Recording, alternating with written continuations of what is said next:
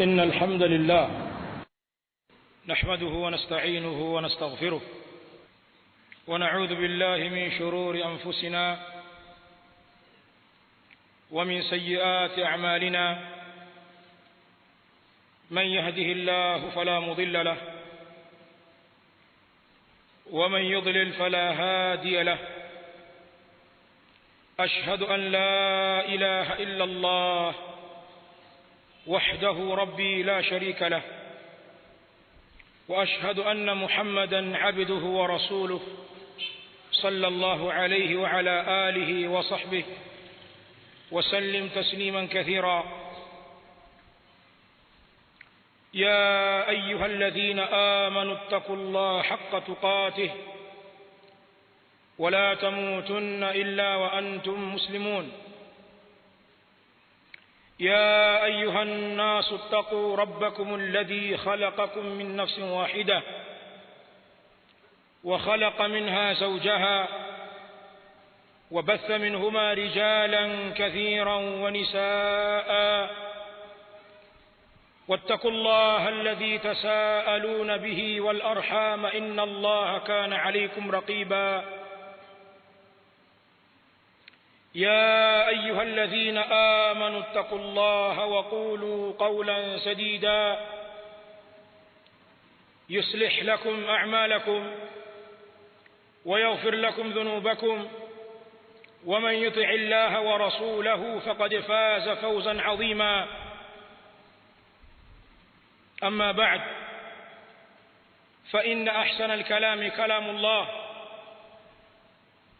وخير الهدى هدى رسول الله صلى الله عليه وآله وسلم وشر الأمور محدثاتها وكل محدثة بدعة وكل بدعة ضلالة وكل ضلالة في النار. أيها الناس عباد الله، لقد أخرج الإمام الحاكم عليه رحمة الله في المستدرك حديثا بسند حسن كما حسنه العلامة الألباني رحمه الله في الصحيحة من حديث الصحابي الجليل عبد الله بن عمر رضي الله تعالى عنهما قال النبي صلى الله عليه وآله وسلم: اجتنبوا هذه القاذورات التي نهى الله عنها، ومن ألم فليستتر بستر الله، فإنه من يبدي لنا صفحته نقم عليه كتاب الله عز وجل. Wapendwa Waislamu, ndugu katika imani, tutakuwa na ukumbusho mfupi katika hutuba hii. Ukumbusho huu ni kwa ajili ya mimi mzungumzaji, lakini pia nanyi ndugu zangu ambao mnanisikiliza katika msikiti huu, na kwa wote ambao ujumbe huu utawafikia biidhnillahi alkarim. Katika jambo ambalo nitaligusia leo kwa ufupi, ni jambo pana, linahitaji mazungumzo marefu. Kikao kama hichi kiwe zaidi ya kimoja, lakini kwa munasaba wa khutba nitalizungumza kwa kadri Allah atakavyoniwafikisha kwa mukhtasar jambo hili. Mazungumzo ya leo nimeyapa unwani isemayo da'watu al-ikhwan ila mujanabati al-mujaharati bil-isyan, kuwalingania ndugu katika kujiepusha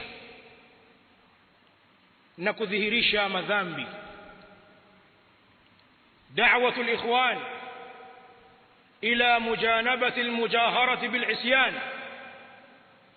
إي والله نقزانق وإسلام، تعلمون جميعا أن كل فرد من أفراد المسلمين فإنه معرض للوقوع في المعصية والذنب، ولا يسلم من هذا إلا من سلمه الله تبارك وتعالى. Waislamu mnafahamu ndugu zangu, kila mmoja katika wanadamu katika waislamu ni mwenye kutokezekewa na kuingia kwenye makosa. Makosa yanampitia kila mmoja wetu, na madhambi anaingia kila mmoja wetu, na hasalimiki na jambo hili ila yule ambaye Allah tabaraka wa taala amemsalimisha. ولكن من لطف الله تبارك وتعالى ورحمته بالمؤمنين أن فتح لهم باب التوبة ويسر لهم السبيل إليها. katika huruma aliyonayo Allah tabaraka wa taala muumba wetu, akaufungua mlango wa tauba, bali akaifanya njia ni nyepesi kuelekea kutubia. بل دعا عباده المؤمنين إلى المسارعة بالتوبة إليه. سهلت الله تبارك وتعالى ameulingania waja wake waumini wafanye pupa na haraka ya kuikimbilia tauba pale ambapo wanaingia madhambi. wa anna Allah tabaraka wa taala yataqabbal minhum laylatan aw nahara ma dama waqtu at-taubati baqiya. na Allah tabaraka wa taala kwa huruma yake na lutfi yake na rahma aliyokuwa nayo Allah tabaraka wa taala, anaikubali tauba ya waja wake wakati wowote ule, iwe ni mchana au ni usiku, muda wa kuwa kipindi cha kukubaliwa tauba bado kipo. وهذا ثبت في الدليل عن النبي صلى الله عليه وآله وسلم. na hili nalolisema limethibiti katika ushahidi kutoka mtume صلى الله عليه وآله وسلم. أخرج الإمام مسلم رحمه الله تعالى في صحيحه من حديث الصحابي الجليل أبي موسى عبد الله بن قيس الأشعري رضي الله تعالى عنه أنه قال أن النبي صلى الله عليه وسلم قال: إن الله يبسط يده بالليل ليتوب مسيء النهار، ويبسط يده بالنهار ليتوب مسيء الليل حتى تطلع الشمس من مغربها، حتى تطلع الشمس من مغربها. أنا سمعتم عليه الصلاة والسلام كبتي حديثه يا أبو موسى الأشعري: إن الله عز وجل هيك يا الله تبارك وتعالى يبسط يده بالليل، anaukunjua mkono wake wakati wa usiku, liyatuba musii'u an-nahar, ili atubie yule aliyekosea mchana. Fursa Allah anaitoa kwa waja wake. Wayabsutu yadahu bin-nahar, na anaukunjua Allah tabaraka wa taala mkono wake wakati wa mchana, liyatuba musii'u al-layl, ili atubie aliyekosea wakati wa usiku. Hili linaendelea, hali inakuwa ni hiyo, hatta tatlu'a ash-shamsu min maghribiha, mpaka pale litakapochomoza jua upande wa magharibi. Na hii bila shaka ni ishara ya kusimama kiyama, na hapo ndio ukomo wa tauba. Haya yaonyesha namna gani Allah tabaraka wa taala alivyokuwa rahimun ala ibadihi, alivyokuwa mpole na mwenye huruma nyingi kwa waja wake. Wa ma'a dhalika ayuha almuslimun, pamoja na hayo ambayo mmeyasikia, hunaka aqwamun, kuna watu biqubhi fi'lihim la tashmaluhum hadhihi arrahmatu alilahiyya wala yanaluhum hadha al-lutf al-azim. ما yanaluhum. Kuna baadhi ya watu pamoja na haya yote, kwa sababu ya ubaya wa matendo yao, kwa sababu ya uovu ambacho wanakifanya, la tashmaluhum hadhihi arrahmatu alilahiyya, rahma hii ya Allah tabaraka wa taala, kwamba ameikunjua tauba na anasamehe waja wake mchana na usiku. Rahma hii haiwakusanyi baadhi ya watu, wala yanaluhum hadha al-lutfu al-azim. Watu hawa waovu hawapati upole huu wa Allah tabaraka wa taala. Hal taarifuna man hum haula? Mwajua ndugu zangu wa Kiislamu ni kina nani hawa ambao wameipata hasara hii, wameikosa rahma hii ya Allah tabaraka wa taala? Ala innahum humul mujahirun, si wengine, ni almujahirun, wale wenye kujidhihirisha na makosa yao. Walmujahirun jamu almujahir, na yafahamika kama wanavyoeleza ahlul ilm, almujahirun ni wingi wa almujahir, wa huwa alladhi adhhara ma'asiyatahu wa kashafa sitra Allah alayhi fa asbaha yuhaddithu bihi. Almujahir ni yule ambaye ameyadhihirisha makosa yake, kayadhihirisha madhambi yake, maovu aliyoyafanya anayeweka wazi, bali anaifungua stara ya Allah tabaraka wa taala ambayo amemstiri nayo. Unamkuta mtu huyu anaanza kuelezea watu wake wa karibu, rafiki zake, katika maskani yake, yale ambayo ameyafanya katika madhambi. Huyu ndio almujahir. Ayuha almuslimuna ibadallah, ndugu zangu waislamu waja wa Allah, fa inna alislama qad hadhara ashadda at-tahdhir wa ghayat at-tahdhir min almujaharati bilma'siyah. Ndugu zangu waislamu, hakika uislamu kwa mafundisho ya kitabu cha Allah tabaraka wa taala na sunna za mtume sallallahu alayhi wa alihi wasallam, uislamu umekemea mno kadhia hii ya watu kuyadhihirisha maovu yao, mtu kuyasimulia madhambi yake, mtu kujianika na maovu ambayo tayari alikushayafanya na alifunikwa wakati ule ameyafanya, anakuja kujiweka wazi mbele za watu. Uislamu umetahadharisha mno jambo hili. Rawa al-imaman al-jalilan al-Bukhari wa Muslim rahmatullahi ta'ala alayhima في صحيحيهما من حديث الصحابي الجليل أبي هريرة رضي الله عنه. أمبكيا الإمام البخاري نإمام مسلم حديثي بتوقع صحابة أبي هريرة رضي الله تعالى عنه.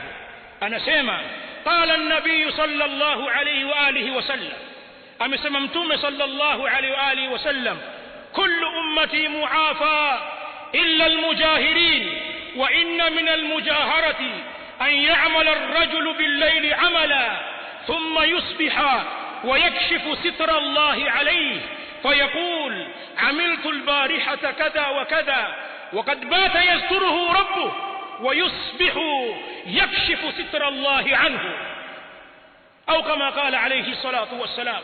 maneno haya mazito ya mtume sallallahu alaihi wa alihi wasallam yanayoelekea hao wenye tabia hii. Mtume asema: kullu ummati muafa, umma wangu wote ni wenye kusamehewa, umma wangu wote unaghufuriwa madhambi yao, illa almujahirin, isipokuwa wale ambao wanayadhihirisha madhambi yao. Akaendelea kufanua mtume alayhi salatu wassalam kwa kusema: inna min almujaharati, hakika ni miongoni mwa kujidhihirisha na madhambi, an ya'mala ar-rajulu bil-layli amala, mtu kufanya dhambi lake thumma yusbiha, kisha anaamka asubuhi, wakad satarahu Allahu alayhi, na hali ya kuwa Allah tabaraka wa taala amemsitiri kwa dhambi alilofanya usiku. Fayaqul, mjinga huyo asiyejielewa ghafla anaanza kusema: amiltu al-barihata kadha wa kadha, mimi nilifanya jana jambo fulani na jambo fulani. Anawasimulia watu mambo hayo. Wakad bata yasturuhu rabbu, na hali ya kuwa amelala huyu bwana hali yakuwa Allah tabaraka wa taala amemsitiri. Wayusbihu yakshifu sitra Allah anhu, anaamka asubuhi anaifunua sitra ya Allah tabaraka wa taala kwake yeye. hadha mujahid. يقول العلامة محمد بن صالح العثيمين عليه رحمة الله وطيب ثراه: والمجاهرة بالذنب على قسمين. العلامة محمد بن صالح العثيمين رحمه الله تعالى katika kitabu chake Sharh Riyadh as-Salihin, wakati anaisherehesha hadithi hii, hadithi nambari 241, akiyazungumza maneno haya kwa kusema almujaharatu bidhambi ala qismayn, kudhihirisha dhambi kunagawanyika sehemu kuu mbili. القسم الأول أن يعمل المذنب معصيته على مرأى ومسمع، ni mwenye madhambi kuyafanya madhambi yake mbele ya watu. hadhihi mujahara, huku ni kudhihirisha madhambi, ni mtu kuyafanya madhambi yake. an ya'mala almudhnibu ma'asiyatahu ala mar'a wa masma', ni mtu kufanya dhambi lake mbele za watu, watu wakimuona na wakisikia anachokifanya. huyu ni mujahid. وهذا قد نزع منه الحياء. الشيخ رحمه الله anasema na huyu imeondoshwa kwake haya, hana haya. wa quwwatul iman, na imeondoshwa kuwa ya imani yake ni dhaif. wa huwa ta'i'un lishaytan 'asin lirrahman, huyu anamtii shaytan na anamwasi rahman. wal qismu athani, kigawanyo cha pili cha almujahara, man ya'malu alma'siyata sirra, ni mtu anafanya maovu yake kwa siri. fi makanin min al-amkina, sehemu yoyote ile aliyofanya madhambi yake kwa siri. walakinahu yadhhabu wa yukhbiru fulanan wa allana, lakini ghafla wanamuona mtu huyu atoka sasa enda kumueleza fulani na fulani kwa madhambi aliyoyafanya. aina mbili hizi, yakulu Sheikh rahimahullahu ta'ala, kwamba ni sampuli za mujahara. yoyote atakayefanya moja katika haya ameyadhihirisha madhambi yake. bal ibadallah, bali mfahamu waja wa Allah, adilla ziko nyingi kwenye mafundisho ya Mtume sallallahu alaihi wasallam za kukemea masala haya ya mujahara kwa madhambi. miongoni mwa adilla za kukemea hili ni hadithi niliyoisoma mwanzo wa khutba yangu, alhadithu alladhi akhrajahu alhakim, hadithi ambayo ameitaja al-Imam al-Hakim fi al-Mustadrak, hadithi Abdullah ibn Umar radiyallahu ta'ala anhuma. katika hadithi hii Mtume sallallahu alaihi wasallam anasema: ijtanibu hadhihi alqadhurat, jiepusheni na haya maovu. alqadhurat jam'u qadhura. shurah wa hadithi wanaeleza maana ya alqadhurat katika hadithi hii. kuna wenye kusema kwamba inakusudiwa hapa ni azina, alfahisha, ni azina. kwa maneno haya Mtume aliyasema baada an rujima Ma'is ibn Malik al-Aslami radiyallahu ta'ala anhu, baada ya kupigwa mawe Ma'is ambaye alikuja kukiri kwa Mtume sallallahu alaihi wasallam kwamba amefanya fahisha la azina. Mtume sallallahu alaihi wasallam akamtaharisha kwa kuamrishwa asimamishiwe had. baada ya tukio hili, wanasema shurah, ndiyo Mtume sallallahu alaihi wasallam akayazungumza maneno haya akisema: ijtanibu hadhihi alqadhurat. فالمراد بالقاذورات في الحديث قال بعض أهل العلم الزنا. وهي wanasema baadhi ya wanawachuoni makusudio alqadhurat kwenye hadithi ni azina, na wengine katika wanawachuoni wanaona kwamba alqadhurat aamu min dhalik. alqadhurat ina maana pana kuliko hiyo, ni maovu yote kwa ujumla wake. Mtume asema jiepusheni na haya maovu, allati naha Allahu anha, maovu ambayo Allah tabaraka wa taala ameyakataza. faman alamma, ay faman nasala biha wa waqa'a fiha, yule ambaye ataingia katika maovu hayo, falyastatir bisitrillah, basi na ajisitiri kwa stara ya Allah tabaraka wa taala.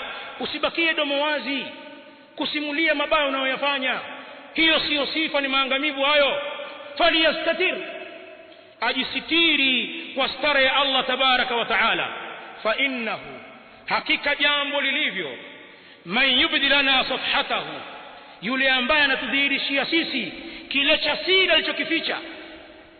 Kuna jambo kalifanya kwa siri, analidhihirisha kwetu sisi.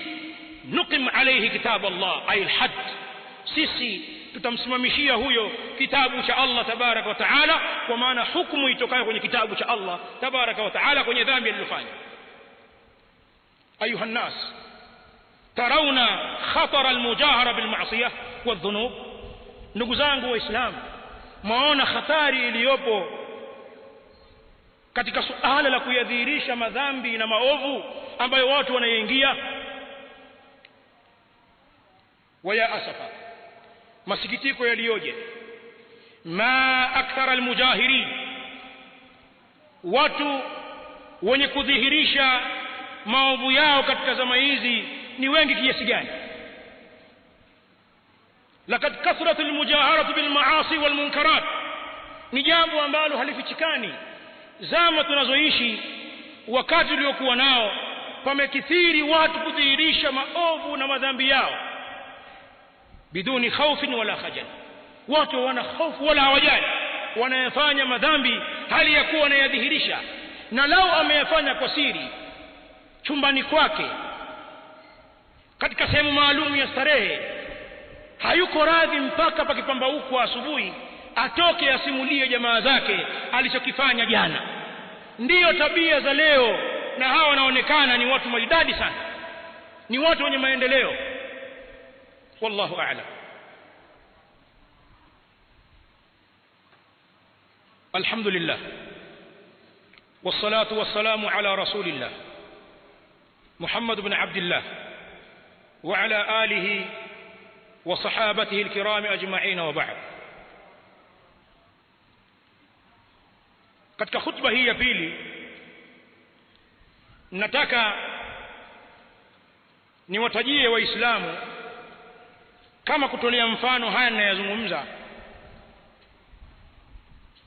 madhambi na maovu ambayo yamekithiri kutangazwa katika zama hizi. Alafu uone namna watu wasivojali, utadhani maovu yale yamegeuka leo yamekuwa ni mema. Namna watu wasivojali na wengine wakipongeza. Yako mengi ambayo watu wanayatangaza katika zama hizi, na si kutangaza tu, bal in ashabaha yaftakhiruna biha, bali watu wenye madhambi hayo wanajifahari mbele za watu, wanajiona ni watu wamefanya jambo la maana, na wanadhani mambo haya ni sifa njema zenye kuwatakasa kwa watu. فمن هذه المخالفات والمنكرات التي تجهر بها في هذا الزمان, miongoni mwa maovu ambayo yanaenezwa mno katika zama za leo, almujaharatu binashri as-sihri wat-tanjim wal-kahana. Ni watu wamedhihirisha bila kujali wala bila haya mambo ya uchawi, mambo ya kutazamia nyota, mambo ya makuhani. Leo watu wanazungumzia masala haya ya kichawi bila kujali, ni jambo la kawaida kabisa. Wachawi leo wanaitwa matabibu kwa lugha ya heshima, na mtu akizungumza azungumza akishusha sauti yake, bwana tabibu wangu bwana kaniambia kadha wa kadha. Wachawi, washirikina wamekuwa ni watu wenye nafasi leo katika zama zetu, kwa kuwa mambo ya watu hayendi mpaka ushirikina. Mtu aona hawezi kufanikiwa katika mambo yake mpaka akajizindike, hawezi kufika katika malengo yake mpaka akaroge. Haya ndio mambo yaliyoko leo. Leo wachawi na makuhani ni wale wenye kudai kwamba wanajua ghaib, alladhina yad'una ilma al-ghaib, wenye kudai kwamba wanajua ilmu ya ghaib, na wanafanya isti'ana kwa shayatin kuelezea matukio yatakayotokea baadaye kwa zile akhbar ambazo wanaziba mashaitan katika alamu sama. Kwa hiyo wanatumia habari zile wakichanganya na urongo mwingi kujifanya kwamba wanajua ghaibu na mambo ambayo yatajiri baadaye. Wa hakadha almunajjimun, vile vile watabiri hawa nyota munajjimun, wanajimu leo ni watu wana nafasi, bali katika baadhi ya vyombo vya habari wamepewa vipindi maalum wakitoa darasa zao za kichawi.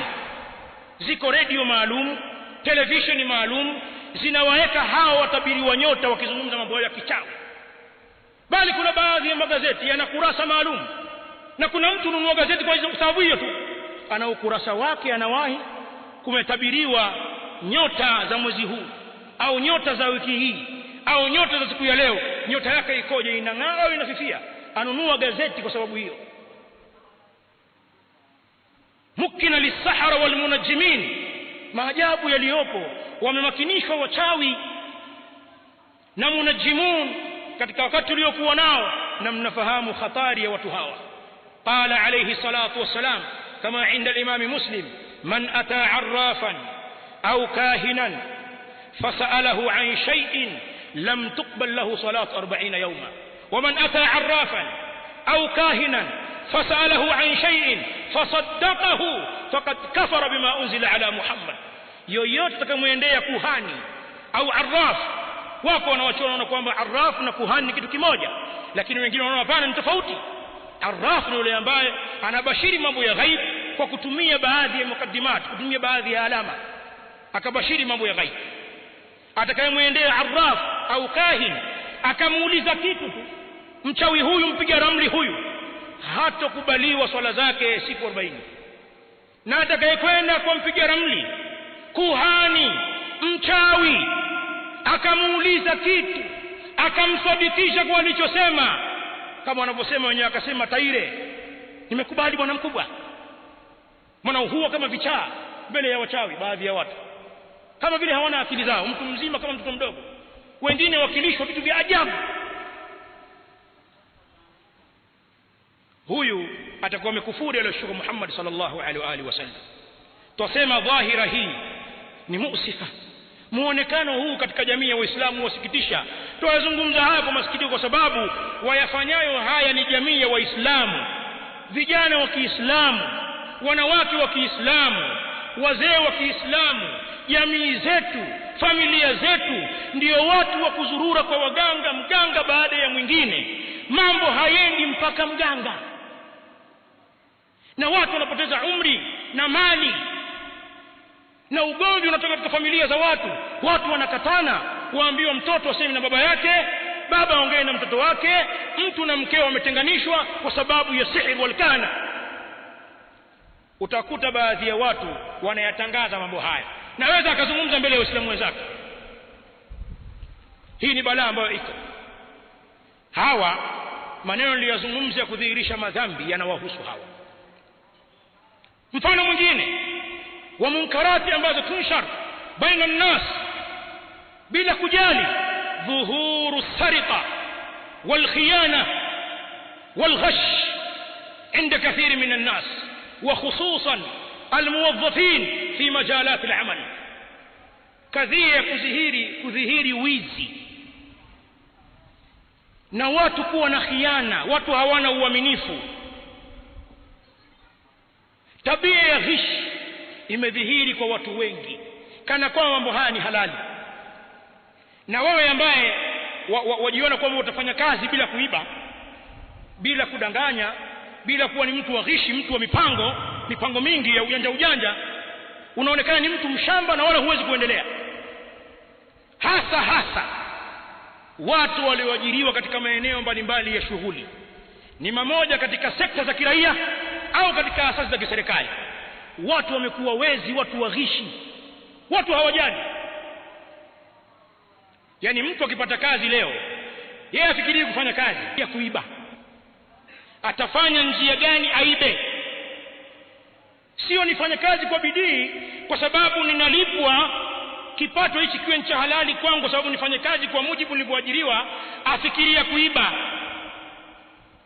Na hali iliyoko leo katika miji yetu, katika nchi yetu kwa ujumla, ni ushahidi juu ya hili. Watu hawajali khiana, watu hawajali ghash katika maeneo ya biashara, tahaddath wala haraj, zungumza wala usichoke. Namna ghashi zilivyodhihiri, watu wangapi wanapigwa changamoto wakiuziwa vitu fake, na mtu ameapa viapo vyote, mtu apendeza na dhahiri ya Uislamu, wengine wanasajida, lakini ya kudanganya kwenye biashara apate riziki ya haramu. Na yasema haya kwa sababu ya tuhuma. Twasikitika sisi, pana lugha leo yazungumzwa ya ufisadi, na watu wameiba. Ni mmoja pesa katika mashirika ya watu binafsi au pesa za mashirika ya kiserikali. Linalotuumiza sisi, wanatajwa baadhi ya waislamu wenzetu wenye majina ya Kiislamu, na wengine huonekana misikitini, na wengine wanasifika kwa kudhamini hafla mbalimbali za Kiislamu, wakiendesha harakati mbalimbali, wanatajwa kwa wizi na kukosa uaminifu. Ayuha nas, mimi ninawaandama waislamu wenzangu kwa sababu antum mu'minun, nyinyi ni waumini, mnakiamini kile ambacho wenzenu hawakiamini. Ilitakiwa muwe mfano, kwa sababu nyinyi mnaitambulisha dini yenu. Lakini mfano mbaya leo wapigwa kwa waislamu. Asarika, wizi, khiana, ghish yamekuwa ni mambo ya kawaida katika jamii ya leo, na mtu asiyefanya haya aonekana ni mpumbavu. Na hii yanikumbusha maneno ya Mtume sallallahu alaihi wa alihi wasallam yenye kuashiria kumalizika zama za kheri na zimeingia zama za shari. Hadithi ya Abi Huraira inda Ibn Majah, sayati ala an-nas sanawatun khadda'atun yusaddaqu fihinna al-kadhib wa yukadhabu fihinna as-sadiq wa yukhawwanu fiha al-amin. Anasema Mtume alayhi salatu wassalam, zitawajia watu zama ambazo baraka imeondoka na kheri zimeondoka, zama zenye kuhadaa. Watasadikishwa katika zama hizo warongo, na wataonekana ni warongo katika zama hizo wa kweli, na wataaminiwa watu wenye khiana, na wataonekana wenye khiana wale watu wenye amana. Maneno mazito ya Mtume alayhi salatu wasalam inda Ibn Majah min hadithi Abi Huraira radhiyallahu ta'ala anhu. Jambo jingine katika mambo ambayo yako dhahiri katika zama zetu, na nyinyi mtayakiri hayo, wale watu hawajali, at-tabarruj was-sufur fi nisa'i zamanina. Hili zungumza wala usijali. Utembeaji uchi na kutupa hijab kwa wanawake wa zama za leo. Nisaun kasiyatun ariyat, ni wanawake wamevaa nguo lakini wako uchi. Fitna iliyoje katika wakati huu tulionao, mpaka wajiuliza nitembee vipi mimi? Na Allah atusamehe, hali hii imetuzingira kiasi ambacho tumepata maradhi katika nyoyo zetu, tumekuwa masugu kiasi ambacho hata sisi maovu haya tuathiri. Waona kawaida tu mwanamke apita mbele yake na nguo ya ndani, waona kawaida tu, kwa sababu ndiyo hali halisi. Na hili ni dhambi kubwa. Wanawake hawajali, wanapenda kutembea uchi kuliko kuvaa nguo. Tena wanapenda kutembea uchi wakiwa nje, na wanazipenda nguo wakiwa ndani. Ndio maajabu ya wanawake wa leo, kwa kuwa wataka watu wawaone. Lakini si hili tu, hunaka dhahiratu at-tashabbuh bin nisa fi shabab al-muslimin. Kuna dhahira nyingine mbaya zaidi ya kujifananisha na wanawake kwa vijana wa Kiislamu. Leo wanawake ni watu wasiojijali, wanatembea hovyo. Vijana wa kiume leo nao wanataka wawe kama watoto wa kike. Kuna hali katika jamii zetu ya vijana kutamani kufanana na wanawake.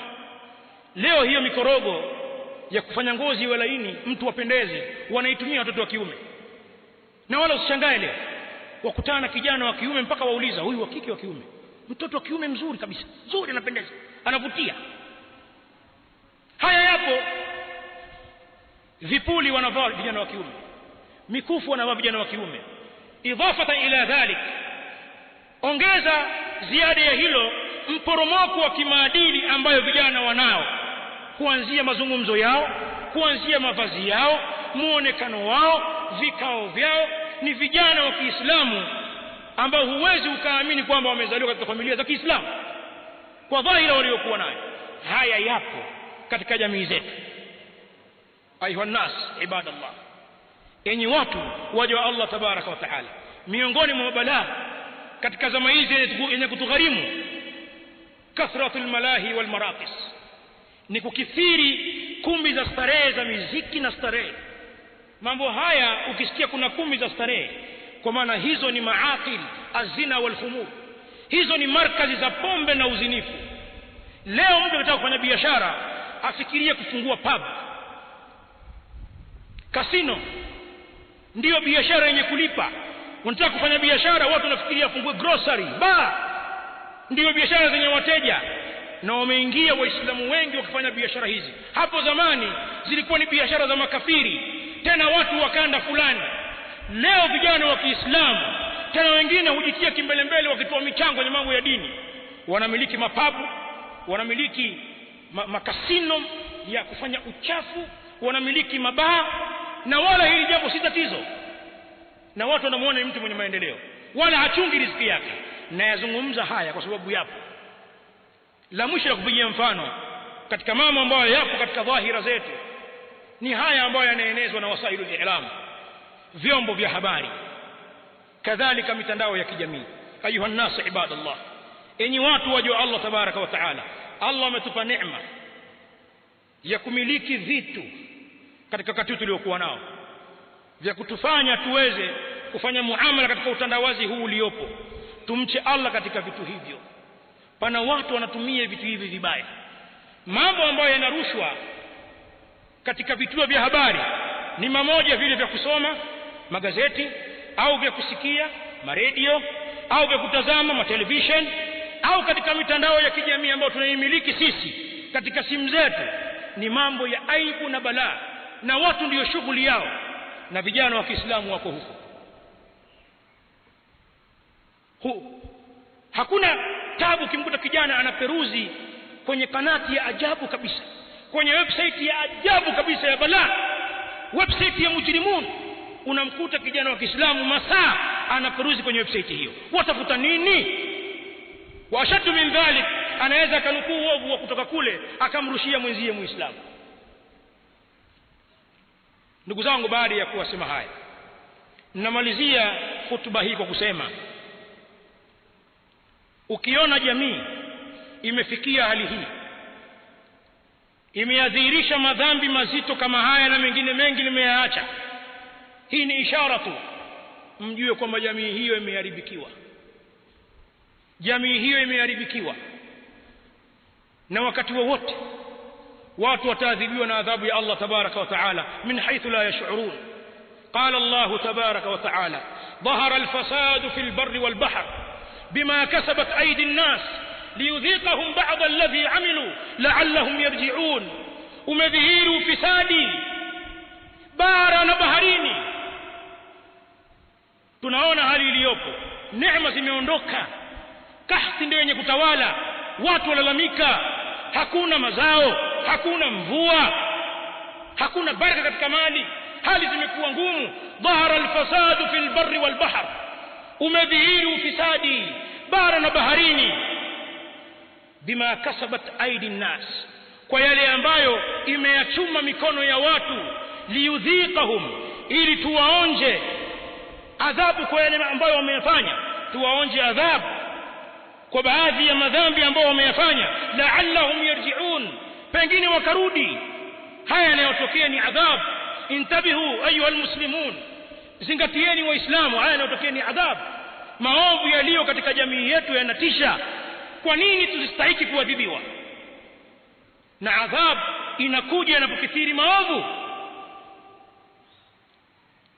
روى الإمام البخاري ومسلم من حديث أم المؤمنين أم الحكم زينب بنت جحش رضي الله تعالى عنها. حديث أم الحكم زينب بنت جحش ni ushahidi wa hili. Anasema mama huyu radhiyallahu anha, دخل عليها رسول الله صلى الله عليه وسلم وهو فزعا فقال لا إله إلا الله ويل للعرب من شر قد اقترب فتح اليوم من ردم يأجوج ومأجوج مثل هذه وحلق بإصبعيه الإبهام والتي تليها فقلت يا رسول الله أنهلك وفينا الصالحون قال نعم إذا كثر الخبث. Mtume alayhi salatu wasalam ameyazungumza maneno haya mazito, tuyatafakari. Hadithi ya Zainab binti Jahsh anasema aliingia Mtume sallallahu alaihi wasallam ndani kwangu, ni mkewe, hali ya kuwa Mtume alayhi salatu wasalam amefadhaika, kapatwa na hofu na mshtuko. Anasema la ilaha illa Allah, anatamka kalimatu tauhid akisema wailun lil'arab min sharri kad iqtarab, ole wa arabu kwa shari ambayo imekurubia. Futiha al-yawma, pamefunguliwa leo, min radmi Ya'juj wa Ma'juj, ile ngome walikohifadhiwa Ya'juj wa Ma'juj, viumbe wafisidifu ambao wanatokea katika akhiru zaman na katika alama kubwa za kiyama. Asema ngome ya Ya'juj na Ma'juj imefunguliwa, mithlu hadhi, mfano wa hivi. Fahallaqa biusbu'aihi al-ibhami wallati taliha, Mtume akasokota duara kwa kutumia kidole gumba na kidole ambacho kinafuatia, akisema mithlu hadhi, mfano wa hivi. Mama Zainab baada ya kusikia habari hii akasema ya Rasulullah anahlaku wa fina salihun, ewe Mtume wa Allah tunaangamia sisi na kati yetu kuna watu wema. Qala na'am idha kathura al-khabath, akasema ndiyo, watu wataangamia maovu yatakapokithiri. Alaina ayuha almuslimun, ni wajibu wetu ndugu zangu waislamu kurejea kwa Allah tabaraka wa taala. Wa anibu ila rabbikum waslimu lahu, rudini kwa Allah tabaraka wa taala, mnyenyekee kwa Allah tabaraka wa taala. Tuna wajibu wa kufanya tauba wa islahi ma afsadna, na tuyatengeneze yale ambayo tumeyaharibu, na Allah tabaraka wa taala huenda katuhurumia kwa kurudi kwake na kuyatengeneza yale ambayo tumeyaharibu. Na hii ni sunna ya Allah tabaraka wa taala, huwahurumia waja wake pale ambapo wamerudi kwake na akajua ukweli wao, Allah huwapa kheri. Kazi ya kwanza ni hii, turudi kwa Allah tabaraka wa taala, tutengeneze yale ambayo tumeyaharibu, huenda Allah tabaraka wa taala akatuhurumia kwa kujua ukweli wetu. Kama Allah tabaraka wa taala anamwambia Mtume alayhi salatu wasalam, ya ayuha nabiy qul liman fi aydikum min al-asra in ya'lam Allahu fi qulubikum khayra yu'tikum khayra mimma ukhidha minkum wa yaghfir lakum wallahu ghafurur rahim. Katika sura al-Anfal, ewe nabii waambie wale ambao wamo chini ya mikono yenu mateka, Allah tabaraka wa taala akijua kheri katika nafsi zao atawapa kheri katika yale mambo ambayo wamechukuliwa kutoka kwao. Wametoa pesa nyingi kujikomboa katika kujitoa katika umateka, Allah atawarudishia kheri akijua kheri zao, na Allah atawasamehe, na Allah tabaraka wa taala ni mwingi wa msamaha. Allah akiujua ukweli wetu atabadilisha hali hii. Lakini jambo jingine la kumalizia, lazima tusimame na wajibu wa kuamrisha mema na kukataza mabaya, na katu tusiujamazie uovu biqadri almustata' wa bidhawabit shar'iyya, kwa kadri ya uwezo wetu na vidhibiti vya kisheria. Uanze kukemea uovu kwenye nafsi yako, kwenye familia yako, kwa watu wako karibu, thumma al-aqrab fal-aqrab, hatimaye unafikia kukemea uovu katika mujtamaa mzima. Na hii pia ni sababu ya salama. Ikionekana sisi tunaamrisha mema na kukataza maovu katika jamii hii ambayo imeharibika, huenda ikawa ndio salama yetu. Na haya ameeleza Allah tabaraka wa taala katika sura al-A'raf, wa idh qalat ummatun minhum lima ta'iduna qauman illahu muhlikuhum aw mu'adhibuhum 'adaban shadida qalu ma'dhiratan ila rabbikum wa la'allahum yarji'un falamma nasu ma dhukiru bihi wa la'allahum yattaqun falamma nasu ma dhukiru bihi anjayna alladhina yanhauna 'anil su' wa akhadna alladhina zalamu bi'adhabin ba'isin bima kanu yafsukun. Allah tabaraka wa taala anawazungumzia bani Israil, na ni mawaidha kwetu pia, akisema wa idh qalat ummatun minhum, kumbuka waliposema watu katika bani Israil. Hawa ni wale ambao wema wao ni kwenye nafsi zao, lakini wamenyamaza, hawautangazi wema ule, wala hawaamrishi wenzao wenye kufanya mabaya waache. Hawa sakitun waliwaambia wale ndugu zao ambao wanawanasihi wenzao, bani Israil walikatazwa kuvua samaki Jumamosi, ikawa Jumamosi ni siku ya ibada, wakakhalifu amri hii, ikawa baadhi yao wanavua, walipatikana watu wakaenda kutoa nasaha kwa wale wenye kuvua samaki, nyinyi mnakhalifu amri ya Allah, wacheni hilo. Lakini kuna wengine waumini hawavui samaki siku ile, lakini walikuwa hawana ujasiri wa kusema. Ikawa hawa wasiokuwa na ujasiri wa kusema wapa mawaidha wale wenye kutoa nasaha. Waliposema watu kuwaambia watu wenye kunasihi, nyinyi kwa nini mnawanasihi watu, mnawapa mawaidha watu ambao Allah atawaua hivi karibuni au atawaadhibu adhabu kali? Wale waumini an-nasihun wamejibu nini? Qalu ma'adhiratan ila rabbikum, wakasema tutafuta udhuru sisi kwa Mola wenu, wala'allahum yattaqun, na pengine wao wakaogopa wakaacha hayo wanayofanya.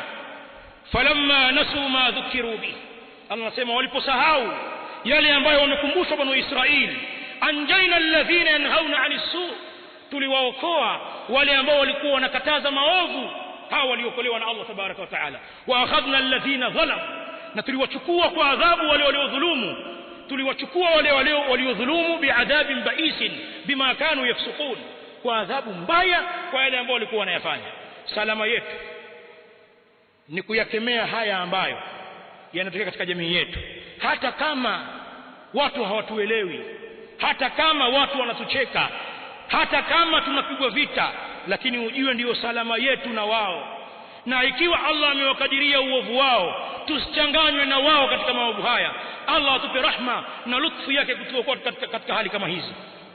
Allah tabaraka wa taala atuongoze katika kusimamia na kudumu katika dini yake. Allah tabaraka wa taala tunamuomba atuonyeshe haki tuifuate, na atuonyeshe batili tuiache, atuthibitishe katika dini yake, atuepushe na madhambi yaliyodhihiri na yaliyojificha. aqulu qawli hadha wa billahi tawfiq wa sallallahu ala Muhammad wa ala alihi wa ashabihi ajma'in. aqulu